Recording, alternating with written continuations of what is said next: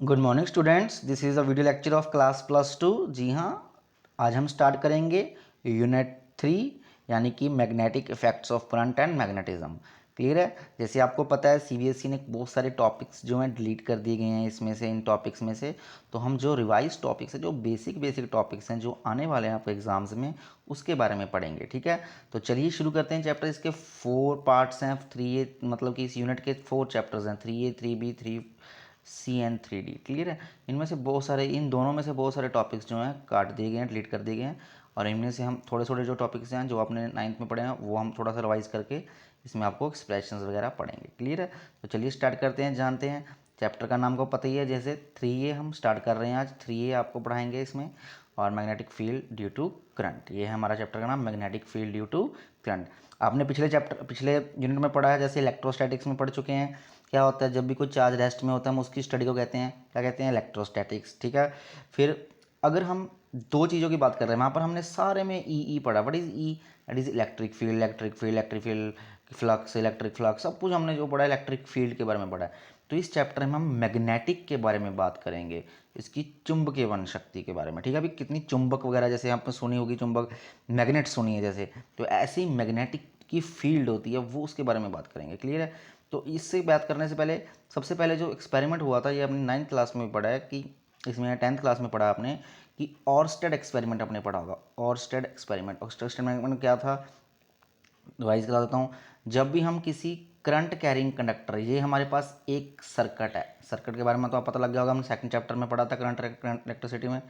तो सर्किट है, अगर सर्किट में से हम क्या कर रहे हैं, करंट पास हो रहा है, अगर हम इसके नज़दीक कोई भी कंपस रखते हैं तो कंपस क्या करती है, डिफ्लेक्ट करती है। अगर हम उस करंट की डायरेक्शन को ऑपोजिट कर दें, यहाँ पर करंट की डायरेक्शन ऑपोजिट कर दी, यहाँ पर इधर साइड थी राइट साइड, यहाँ पर कर दी उन्होंने लेफ्ट साइड, तो देखो डिफ्लेक्शन है वो चेंज होगी, वो साउथ ऊपर आ गया, यहाँ पर नॉर्थ ऊपर था, यहाँ पर साउथ ऊपर, मतलब कि कंपस जो है डिफ्लेक्शन देने लग गया था।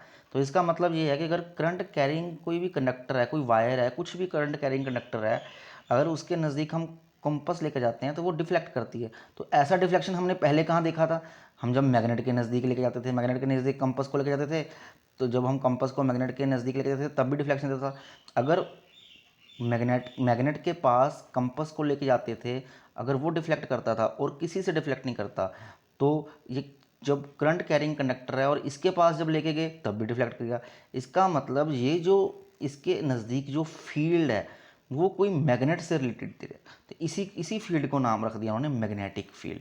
तो एक नया तरह की, मतलब कि उन्होंने फील्ड जो क्या उन्होंने देखी, उन्होंने सोची, तो उसका नाम रख दिया मैग्नेटिक फील्ड। तो ये भी सेम इलेक्ट्रिक फील्ड जैसी है, बट थोड़ा सा फ़र्क है इसमें। क्या फ़र्क है वो ध्यान से समझिएगा कि अगर हम मैग्नेटिक फील्ड है, सपोज कर लो मैग्नेटिक फील्ड है, मैग्नेटिक फील्ड के सपोज कर लो मैग्नेटिक फील्ड, अगर इसमें हम स्टैटिक चार्ज रख दें, कोई भी जैसे क्यू रख दें, तो इसके ऊपर कोई इफेक्ट नहीं पड़ेगा। मगर अगर हम इलेक्ट्रिक फील्ड के, ये मैग्नेटिक फील्ड है, ये इलेक्ट्रिक फील्ड के बीच में स्टैटिक चार्ज रख दें तो वो डिफ्लेक्ट करेगा, किस तरफ जाएगा, पॉजिटिव तरफ भी जा सकता है, अगर वो पॉजिटिव है तो नेगेटिव तरफ जाएगा, अगर नेगेटिव है तो पॉजिटिव तरफ जाएगा। अगर उसमें हम मूविंग चार्ज दे दें कोई, वो भी डिफ्लेक्ट करने लग जाता है। बट इसमें क्या है, स्टैटिक चार्ज पे कोई इफेक्ट नहीं पड़ता। ये कहता है भाई हम स्टैटिक चार्ज पे हम इफेक्ट नहीं डालते। इफेक्ट किस पे डालते हैं, जब भी किस में कोई कैरिंग, कोई मोशन वाला चार्ज हो, कोई मूविंग चार्ज हो। अगर हम मूविंग चार्ज देंगे तो वो कैसे इफेक्ट डालेगा वो अगले चैप्टर्स में पढ़ेंगे, पर उसमें इफेक्ट डालता है, वो अपनी पाथ को चेंज कर लेता है। तो this is the difference between magnetic field and electric field. ये आपको याद रखना इंपॉर्टेंट पॉइंट है। क्लियर है। तो यहाँ से मैग्नेटिक फील्ड की खोज हो गई थी, जो ओरस्टेड ने की थी खोज, तो डिस्कवरी हो चुकी थी। तो अब जानते हैं व्हाट इज़ मैग्नेटिक फील्ड। तो ये भी सेम ऐसी है, एक तरह की it is space around a conductor, किसी भी कंडक्टर के अराउंड जिसमें करंट हो, ये याद रखना है, करंट कैरिंग कंडक्टर। ठीक है। और ये स्पेस है उसके अराउंड, जो जहाँ तक उसका मैग्नेटिक फील्ड क्या है, can be felt, magnetic effect can be felt. Okay. तो हम जानते हैं कि अगर सपोज कर लो कोई भी पार्टिकल है, कोई भी मूविंग चार्ज है, let a positive charge q moving in uniform magnetic field, uniform magnetic field में मूव कर रहा है, अगर उसको सपोज कर लो उसकी रिजल्टेंट वेलोसिटी वी है। क्लियर है। तो ये कंपोनेंट कौन से हो जाएंगे, v cos theta v sine theta, तोड़ लिए हमने। तो उन्होंने देखा, जो एक्सपेरिमेंटली चेक किया गया, ये जो फोर्स लग रही थी किसके ऊपर, अगर उसके ऊपर अगर कोई मैग्नेटिक फील्ड में, अगर कोई मैग्नेटिक फील्ड में मूविंग चार्ज आ जाएगा तो उस पर कोई ना कोई तो फोर्स लगेगी, या तो इधर अट्रैक्ट होगा या तो रिपेल होगा, कुछ ना। अभी मैंने बताया ना, मूविंग चार्ज पर ही ये जो है फोर्स लगती है, स्टैटिक चार्ज पे नहीं लगती। तो अगर मूविंग चार्ज पे फोर्स लगेगी वो कितनी होगी, एक्सपेरिमेंटली चेक किया गया, वो डायरेक्टली प्रोपोर्शनल होती है कितना चार्ज है, डायरेक्टली प्रोपोर्शनल होती है उसके साइन वाले कंपोनेंट के ऊपर, वी साइन थीटा, वेलोसिटी के, वेलोसिटी को हमने तोड़ लिया ना, v cos theta v sine theta, तो वेलोसिटी के जो साइन वाले कंपोनेंट पर डिपेंड करती है। तो उसको कंबाइन किया तो क्या आ गया, v is equal to q v B sine theta. ये देखो ना, सॉरी एक और रह गया था, ये डिपेंड करती है आल्सो मैग्नेटिक फील्ड पे, कितनी मैग्नेटिक फील्ड हम दे रहे हैं। तो तीनों को कंबाइन किया q v B sine theta, और वी क्रॉस बी, ये हमने ये इसमें वेक्टर प्रोडक्ट है, तो आपने पढ़ा है ना ए क्रॉस बी प्लस, मैंने आपको बताया था क्रॉस प्रोडक्ट में क्या होता है, A cross B that is A B sine theta, A का मैग्नीट्यूड बी का मैग्नीट्यूड साइन थीटा। तो वहीं से अगर हम यहाँ पर लिख लें वी बी, तो यहाँ पर वी क्रॉस बी लिख सकते हैं वी बी साइन थीटा को, तो वही लिख दिया। तो इसमें क्रॉस प्रोडक्ट है, इसका मतलब समझो, इसका मतलब क्या है, अगर हमारे पास ये मैग्नेटिक फील्ड है इधरली साइड, ऐसे बनाता हूँ, ये मैग्नेटिक फील्ड है, इधर पार्टिकल की वेलोसिटी v है, तो v क्रॉस बी, मगर हम यहाँ से यहाँ जा रहे हैं v क्रॉस बी, तो उसकी डायरेक्शन क्या होगी, उसकी डायरेक्शन उसके परपेंडिकुलर होगी। हम पढ़ते थे ना, जैसे आई क्रॉस जे पढ़ते थे, उसकी डायरेक्शन क्या होती थी, के होती थी ना क्रॉस प्रोडक्ट में, आई कैप जे कैप, याद करो प्लस वन के कंसेप्ट अब याद होने चाहिए, ठीक है ना, वेक्टर्स वाले सारे कंसेप्ट। तो वी क्रॉस बी क्या हो जाएगा, वी क्रॉस बी हो जाएगा दैट इज जो थर्ड पॉइंट है, ठीक है ना। तो इसी कारण इसका मतलब ये था, अगर पार्टिकल के हम अगर डायरेक्शन की बात करेंगे, किसकी, फोर्स किधर लगेगी, तो देखो ना फोर्स भी खुद बनाई गई है, अगर वी क्रॉस बी करेंगे तो फोर्स किधर लगेगी, ऊपर लगेगी, अगर हम बी क्रॉस वी करेंगे तो डायरेक्शन ऑपोजिट हो जाएगी, नीचे। तो ये बताया गया है हमारा स्क्रू रूल से, देखिए सॉरी राइट हैंड, हाँ screw rule, right hand screw इसे कहते हैं, पहले मैं बता दूं, इस फोर्स को कहते हैं वी क्रॉस, जो क्यू वी बी निकाली, वेरी इंपॉर्टेंट फोर्स। तो किसी भी मूविंग चार्ज पर फोर्स कितनी लगती है, उसके चार्ज की मैग्नीट्यूड, वेलोसिटी उसकी कितनी है, और उसका मैग्नेटिक फील्ड कितना है, तो इसे लॉरेंट्ज फोर्स कहते हैं। क्या कहते हैं, magnetic Lorentz force, very important, name is magnetic Lorentz force, ठीक है, ये ध्यान रखना है आपने। अब हम बात करते हैं इसकी डायरेक्शन की, डायरेक्शन तो वैसे मैं बता दिया आपको, पर फिर भी अगर आपको नहीं आता तो स्क्रू रूल हम खींच सकते हैं, इसे राइट हैंड रूल भी कहते हैं। अपन राइट हैंड को वैसे पकड़ो, जो आपका थंब है वो दिखाता है डायरेक्शन ऑफ फोर्स, और जो आपकी जो फिंगर्स हैं, ये वाली जो फिंगर्स हैं ये दिखाती हैं मैग्नेटिक फील्ड की डायरेक्शन, ऐसे ना करल जो आपकी फिंगर्स है, मतलब मैग्नेटिक फील्ड इधर बन रहा है, ऐसे डायरेक्शन है मैग्नेटिक फील्ड की।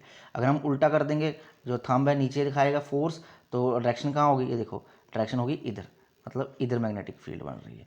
ये आपको ध्यान से पढ़ना है, उसकी आपने इसको एक्सप्रेशन को लिखना है अपनी नोटबुक्स में, ये आपका होमवर्क भी है, क्लियर है। तो अब बताते हैं, अब देखते हैं डेफिनेशन निकालते हैं बी की क्या होगा, simple in terms of moving charge. अगर हम वेलोसिटी 1 कर दें, चार्ज की चार्ज 1 दे दें, साइन थीटा मैक्सिमम को होता है 90 डिग्री, मतलब हम उस वी और बी में एंगल कितना कर दें, हम 90 डिग्री कर दें, ठीक है, वी और बी में ही साइन थीटा होगा ना, v cross B sine theta, तो सबकी वैल्यू 1 1 कर दें तो एफ इक्वल टू बी आ जाएगा। तो इसका मतलब क्या है, magnetic the magnetic field induction, इसे इंडक्शन कहेंगे आप, और मैग्नेटिक फील्ड डेंसिटी भी कह सकते हैं, किसी भी पॉइंट पे at a point in the magnetic field is equal to the force, वो तब इक्वल टू द फोर्स होगी, जो magnetic field equal to force कब होगी, जब कोई यूनिट चार्ज मूव कर रहा है कितनी वेलोसिटी से, यूनिट वेलोसिटी से, और वो क्या है 90 डिग्री, मतलब परपेंडिकुलर है किसके, फील्ड की डायरेक्शन के, मतलब क्या है ना v cross B sine theta ना, तो फील्ड की डायरेक्शन के साथ परपेंडिकुलर है, अगर मूव कर रहा है तो वो क्या होगा, उसकी जो मैग्नेटिक फील्ड है वो फोर्स के इक्वल हो जाएगी, जितनी फोर्स लगेगी, जितना मैग्नेटिक फील्ड होगा उतनी ही उसे फोर्स लगेगी, क्लियर है। ऐसी इसके केसेस हैं, 90 डिग्री करके देख लो, ठीक है, थीटा थीटा इक्वल टू 270 करो, माइनस क्यू भी आ जाएगा, वेलोसिटी जीरो कर दो, पार्टिकल अगर चार्ज मूव ही नहीं कर रहा, मैंने बताया वेरी इंपॉर्टेंट, मुझे आता होता क्वेश्चन, कई बार आया है क्वेश्चन आपके एग्जाम्स में भी, अगर स्टेशनरी चार्ज है moving in a magnetic field, sorry stationary charge is placed in a magnetic field, what happens to its force, तो फोर्स को क्या होगा, तो फोर्स जीरो होगा, चार्ज ही मूव नहीं कर रहा, ठीक है ना। मैंने भी बताया किसी भी स्टैटिक चार्ज पे मैग्नेटिक फील्ड लगती ही नहीं, क्योंकि फोर्स ही नहीं लगती उस पर। ओके स्टूडेंट्स, तो ये था हमारा सबसे पहले।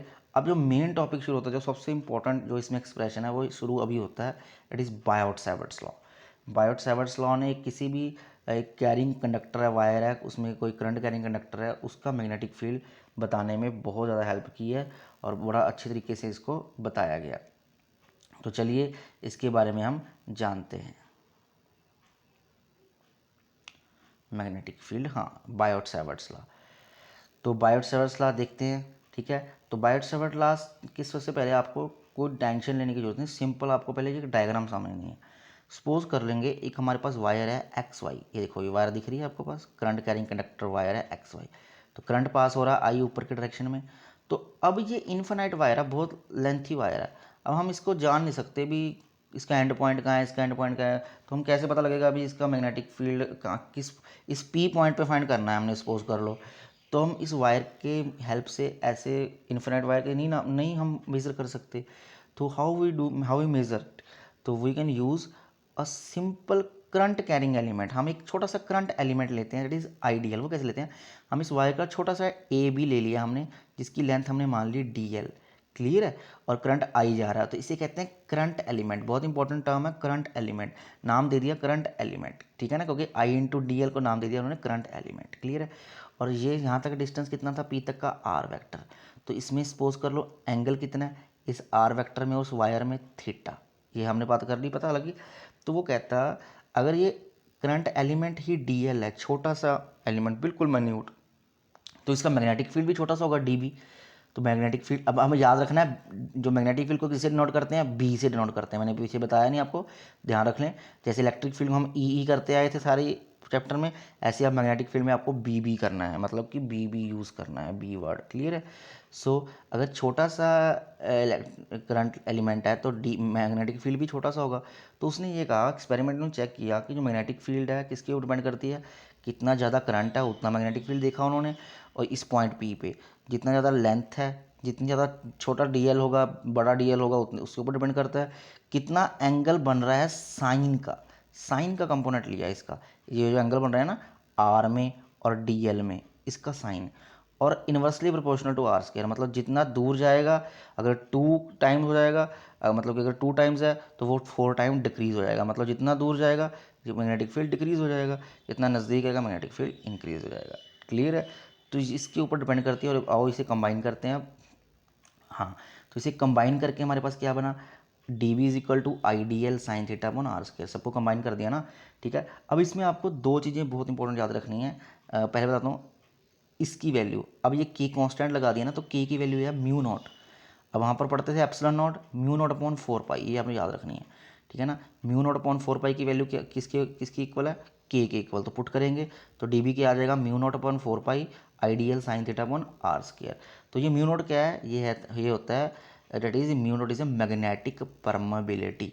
वहाँ पर क्या था बताओ, आप खुद बताना आपने, परमिटिविटी था, तो यहाँ पर क्या था अब्सोल्यूट मैग्नेटिक परमेबिलिटी, और इसकी वैल्यू होती है 4 पाई इंटू 10⁻⁷। या कंफ्यूज ना होना, 4 जो के की वैल्यू है म्यू नॉट अपॉन 4 पाई होती है, और इसकी अकेली वैल्यू होती है 4 पाई इंटू 10⁻⁷ वेबर पर एम्पियर पर मीटर। अब वेबर होता है जो यूनिट होता है, ये फ्लक्स का यूनिट होता है, जैसे हम इलेक्ट्रिक फ्लक्स पढ़ी थी मैग्नेटिक फ्लक्स होती है, तो मैग्नेटिक फ्लक्स का यूनिट होता है, क्लियर है, ये आपने ध्यान रखना।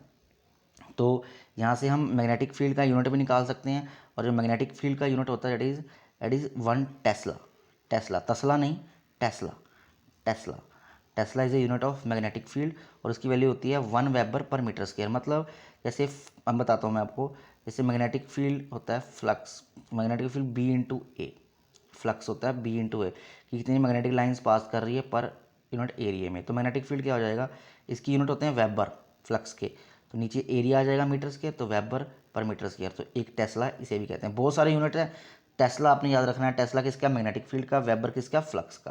अगर वेबर पर मीटर स्क्वायर कर दें तो वो क्या हो जाएगा 1 टेस्ला, तो 1 टेस्ला क्या मैग्नेटिक फील्ड है, जब 1 वेबर फ्लक्स हो पर मीटर स्क्वायर में पास हो रही हो, क्लियर है, ये आपको ध्यान रखना है, क्लियर है। तो ये आगे पढ़ते हैं हम। अब इसकी वेक्टर फॉर्म लिखना जान लें, इसको आपने 5-6 बार लिखना है, प्रैक्टिस करनी है, वेक्टर फॉर्म है इसकी। तो क्या किया, बस वेक्टर डाल दिया, अगर वेक्टर डालेंगे तो यहाँ पर यूनिट वेक्टर आ जाएगा, यूनिट वेक्टर की जगह में आर को और डालना पड़ेगा, तो हमारे पास क्या आ जाएगा डी एल क्रॉस आर। तो यहाँ पर देखें इसमें साइन थीटा गैप कर दिया गया, क्यों, क्योंकि आई डी एल जो है ना इसमें ऊपर आर आ जाएगा, तो जो अभी मैंने करंट एलिमेंट बनाया था उसमें ये आर था, ये एंगल थीटा था, दोबारा बना देता हूँ, ये करंट एलिमेंट था, ये अगर आर था और इसमें एंगल अगर थीटा है, और ये क्या था हमारा डी एल, इधर डी एल था ना, यहाँ पर डी एल था, तो d l cross r, d l cross r, क्योंकि उसके बीच में एंगल थीटा, आई मत ले लेना इसमें, गलत कंफ्यूज मत हो जाना, डी एल और आर के बीच में एंगल थीटा, तभी हमने उसके बीच में क्रॉस प्रोडक्ट डाली है, क्लियर है। तो नीचे हो जाएगा आर क्यूब, तो that is a cross product. ये वेक्टर फॉर्म है इसकी, ये इंपॉर्टेंट है। बायोट-सावर्ट लॉ इसके न्यूमेरिकल्स आ जाते हैं, ठीक है, डायरेक्ट पूछे जाते हैं। तो आगे बढ़ते हैं, ठीक है। इसके ऊपर अब बेस्ड हम एक एक्सप्रेशन पढ़ेंगे। तो ये हम जो एक्सप्रेशन होगा, magnetic field due to a straight wire carrying conductor. Clear है कि स्ट्रेट वायर अगर कैरिंग कंडक्टर है हमारे पास, उसके ऊपर कितनी मैग्नेटिक फील्ड होगी।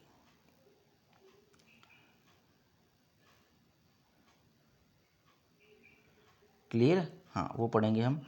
That is magnetic field due to a straight wire carrying conductor current, ठीक है। तो सपोज कर लो हमारे पास एक वायर है, that is x y wire में पढ़ ही देता हूँ, आपको समझा देता हूँ। Consider a straight wire carrying x y conductor है जो प्लेन ऑफ पेपर पे करंट कैरिंग कर रही है आई, किसके डायरेक्शन में, एक्स की डायरेक्शन में। देखो ना, एक्स की ऐसे डायरेक्शन में, sorry x direction x to y direction में मूव कर रही है। पी लेट कर ले हम, एक पॉइंट है पी, ये पॉइंट पी है, ठीक है, परपेंडिकुलर है यहाँ से, उसका डिस्टेंस वायर से कितना है, सेंटर पे है वायर के ए डिस्टेंस है, ठीक है ना। और क्लियरली पता लग रहा है अभी जो पी और सी का डिस्टेंस है ए दिया हुआ है। लेट द कंडक्टर भी मेड ऑफ स्मॉल एलिमेंट्स, हम मान लेते हैं छोटे छोटे एलिमेंट से बना है। डीएल एलिमेंट ले लिया हमने, consider one such small element DL current element, current का बताया ना आई डी एल, तो हमने करंट एलिमेंट का नाम दिया आई इंटू डी एल। तो किसी पॉइंट ओ पे ले लिया हमने डी एल, छोटा सा वायर का एलिमेंट। आर क्या उसका पोजीशन वेक्टर, लेट कर ले यहाँ से डिस्टेंस कितना पी तक आर है, ठीक है, with respect to the current element के साथ। तो थीटा क्या है, एंगल बिटवीन आइडियल और इस आर के बीच में एंगल थीटा, ये देखो थीटा इज एंगल बिटवीन, ठीक है। तो let C O equal to l, तो हम मान के चल लेते हैं ये जो डिस्टेंस है, थोड़ा ऊपर करता हूँ, ये जो डिस्टेंस है मान के चलते हैं यहाँ से यहाँ तक, जहाँ तक हमने करंट एलिमेंट लिया है वो डिस्टेंस कितना है, एल है। तो बायोट-सावर्ट लगाने से पहले हम कुछ बातें बता देता हूँ आपको।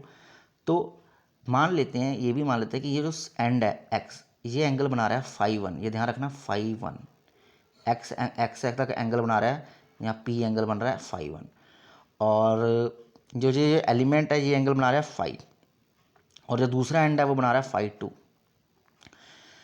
दोबारा जो ये करंट एलिमेंट है, ये इस पी के साथ इस पॉइंट पी पे कोई चार्ज पड़ा है, मूविंग चार्ज है या कुछ भी है, उसके साथ एंगल बना रहा है फाइव करंट एलिमेंट, और जो फाइव वन है एक एंड पे, फाइव टू दूसरे एंड के साथ। ये बात क्लियर होनी चाहिए, क्लियर है।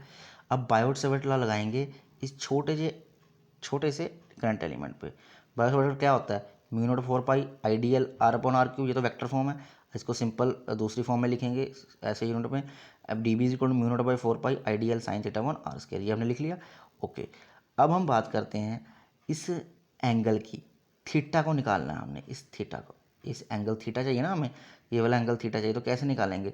अभी हमें पता है ये जो तीनों हैं, ये थीटा प्लस फाइव, ये जो थीटा है और प्लस ये देखो, अगर ये इसके ऊपर पूरा परपेंडिकुलर है, ये 90 डिग्री हो गया, ये हो गया 90 डिग्री। दोबारा देखो, जो सी पॉइंट है, मैं सी पॉइंट की बात कर रहा हूँ, सी पॉइंट की बात कर रहा हूँ, ये सी पॉइंट के ऊपर ये पी पॉइंट परपेंडिकुलर है, 90 डिग्री है, ये देखो क्लियर है। तो इसका मतलब अगर ये 90 डिग्री है, तो ये theta plus five is equal to 90 degree होगा। सिंपल सी बात है ना, ये ट्राइंगल है, 180 का होता सम, अगर ये 90 रह गया तो बाकी बचे ये दोनों, थीटा प्लस फाइव, ये भी तो 90 डिग्री के होंगे, तो वही लिखा है ना उन्होंने, थीटा प्लस 90 डिग्री। तो थीटा की वैल्यू क्या आ गई, 90 माइनस फाइव, तो यहाँ पर एक पुट कर सकते हैं। तो थीटा साइन थीटा की जगह हम थीटा की जगह 90 माइनस फाइव पुट करेंगे, तो क्या आ जाएगा, कोस फाइव। तो कोस फाइव की वैल्यू निकाली हुई है यहाँ पर उन्होंने, कोस फाइव क्या हो जाएगा, फाइव, ये छोटा सा फाइव है, कोस फाइव क्या होता है, पर वो याद करो ना पंडित बद्री प्रसाद वाला फार्मूला, ठीक है ना। तो इसमें क्या होता है, cos five base upon hypotenuse, base upon hypotenuse, तो बेस क्या है, ए है, हाइपोटेनियस क्या है, आर है, ये पुट कर दिया। ऐसे यहाँ से आर की वैल्यू निकाल लेंगे, अब बताते हैं क्यों निकाल रहे हैं, ये अगर जरूरत पड़ने वाली है। ऐसे ही हम यहाँ से टेन फाइव की वैल्यू निकाल लेंगे, टेन फाइव की वैल्यू आ जाएगी एल अपॉन ए, ये तो आपको अभी आती है, टेन फाइव क्या होता है, परपेंडिकुलर अपॉन हाइपोटेनियस, ठीक है ना। तो सॉरी परपेंडिकुलर अपॉन बेस, तो परपेंडिकुलर क्या है, ये एल है, बेस क्या है, ए है, तो एल की वैल्यू निकाल ली, आर और एल की वैल्यू निकाल ली हमने यहाँ से। अब डिफ्रेंशिएट करेंगे हम इस एल को, क्योंकि हमें अगर ये स्मॉल डी एल है तो हमें वैल्यू भी तो डी एल की यूज़ करनी है ना, हम एल की वैल्यू थोड़ी यूज़ कर सकते हैं। तो हम डी एल क्या हो जाएगा, इस डी एल की वैल्यू क्या हो जाएगी, इधर अगर डिफ्रेंशिएट करेंगे, टेन का डिफ्रेंशिएशन क्या होता है, secant square theta, sex square theta, तो ए कांस्टेंट है सेक स्क्वायर थीटा इंटू क्या आ जाएगा डी थीटा, ये सॉरी डी फाई, क्योंकि ये फाई है ना एंगल। दोबारा देखो, डी एल की डिफ्रेंशिएशन, एल की differentiation D L, a constant है, टेन फाई की डिफ्रेंशिएशन सेक स्क्वायर फाई, और फाई की डिफ्रेंशिएशन डी फाई। ये आपको डिफ्रेंशिएशन कराई होगी +2 क्लास में, आपने उससे ध्यान से प्रैक्टिस करनी है, कोई डाउट है पूछ लेना है मुझसे, ठीक है। तो बस अब सभी वैल्यूज़ आ गई हमारे पास, सभी वैल्यू आ गई, तो हम बस इसमें पुट करते रहना है। देखो क्या करना है, डी एल की जगह पुट कर देंगे हम सेक स्क्वायर थीटा, भी पुट कर, आई तो वही रहेगा, ये भी रहेगा। कॉस फाई किसकी जगह पुट करेंगे हम साइन थीटा की जगह, और इसकी जगह आर स्क्वायर की जगह क्या पुट करेंगे, ये वाला वैल्यू इसका स्क्वायर कर देंगे। ये देखो नीटू सबको सोल्व किया तो हमारे पास वैल्यू आ गई mu not I 4 pi A cos phi D phi. तो ये हमारा छोटा सा आया क्या, मैग्नेटिक फील्ड, ये आ गया किसका कारण, इस डी एल के कारण, इस छोटे से करंट एलिमेंट के कारण। अगर हम बात करें कि हमने टोटल मैग्नेटिक फील्ड निकालना है, तो अगर हम इसकी लिमिट्स ले लें, इस एक्स से लेके हमने एक्स वाई तक, हमें क्या पता कितनी लंबी है वायर, बट हमें एक चीज़ पता है, हमें एंगल्स पता है कि ये पी के साथ फाई 1 एंगल बना रही है और ये पी के साथ फाई 2 एंगल बना रहा है। क्लियर है, ये हमें पता है। और ये एंगल जो बना है ये जितना मर्जी दूर तक जा सकता है, चाहे इन्फिनाइट वायर हो। तो हम इसको यूज़ कर लेते हैं लिमिट्स। तो हम लिमिट्स यूज़ करेंगे, तो हम लिमिट कर इसको ऊपर वाली इक्वेशन को हम डेरिवेट कर देंगे, इंटीग्रेट कर देंगे सॉरी। तो -φ1 से y φ2 तक, तो इंटीग्रेट करें तो ये कांस्टेंट है सारा बाहर आ जाएगा, म्यू नॉट आई 4 पाई आई, तो कोस फाई बचा, कोस फाई की इंटीग्रेशन साइन फाई। तो अगर अपर लिमिट अंदर आएगी साइन φ2 माइनस साइन, क्योंकि माइनस तो यूज़ होता ही है तो बाहर आ जाएगा ये। तो हमारे पास equation I B is equal to mu naught by 4 pi आई/a sine φ1 plus sine φ2। Very versatile equation, very important equation, clear है।